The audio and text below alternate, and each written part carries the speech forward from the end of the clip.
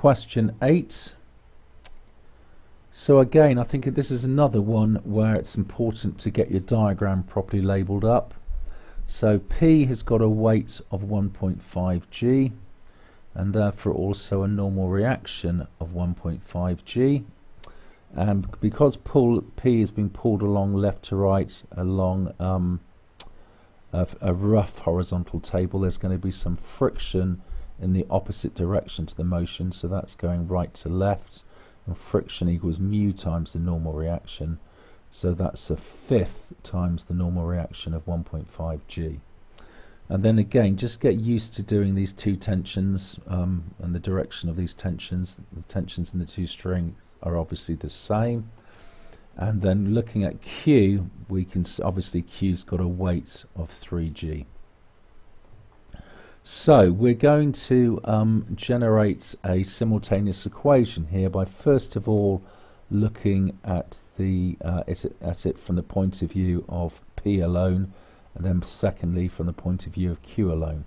So looking at things from the point of view of P, and using F equals ma and resolving left to right, our net force is our tension take away our friction, so T minus a fifth of 1.5 G, and that equals our mass of 1.5 times our unknown acceleration. So that's my equation number 1.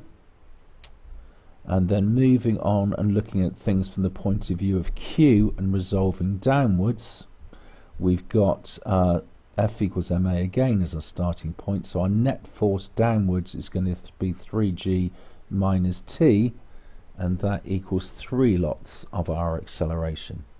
Now I hadn't mentioned it before, but clearly because this string is not stretchy, it's inextensible, that both P and Q are going to be accelerating at the same rate, so these A's are the same.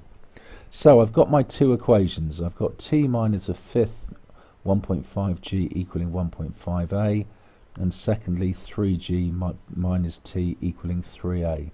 So what I've chosen to do is just to make them both equal to 3A, so I've chosen to double my first equation throughout. I've doubled it, so 2T minus 2 fifths 1.5 G equals 3A, and I've called this equation 1, which is what 3A is, and also equation 2, which is what 3A is. So they equal each other, so I can say that 2T minus 2 fifths of 1.5 G equals my 3G minus T. So I've now got an equation with T being my only unknown, because obviously G's 9.8. So adding T to both sides and adding 2 fifths of 1.5 G to both sides, I get 3T equaling this. Popping that into my calculator, I get 35.28. So then dividing by 3, I get T being 11.76 newtons. So 11.8 newtons to 3 significant figures.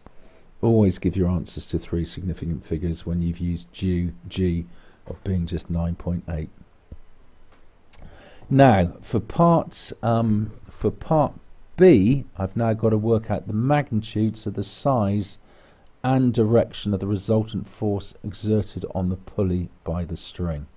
So here's my pulley, here's my string. I've just worked out that both these tensions are 11.76 newtons.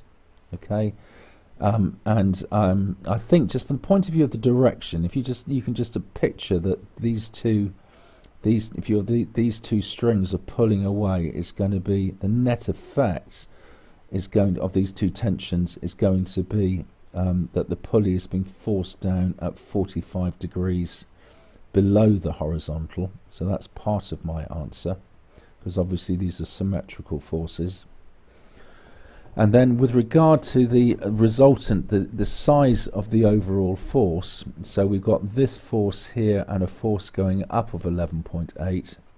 So the overall net effect of the force is, again just using Pythagoras, is going to be R is the square root of 11.76 squared plus 11.76 squared, which is 16.6 newtons. Okay, so I'm just sort of, to every action there's an equal and opposite reaction here. I've just sort of looking at it from the point of view of the pulley on the strings and the strings on the pulley.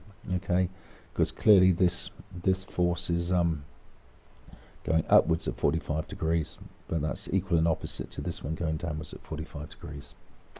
So, final answer for part B, 16.6 newtons to 3 sig figs, and it's 45 degrees below the horizontal.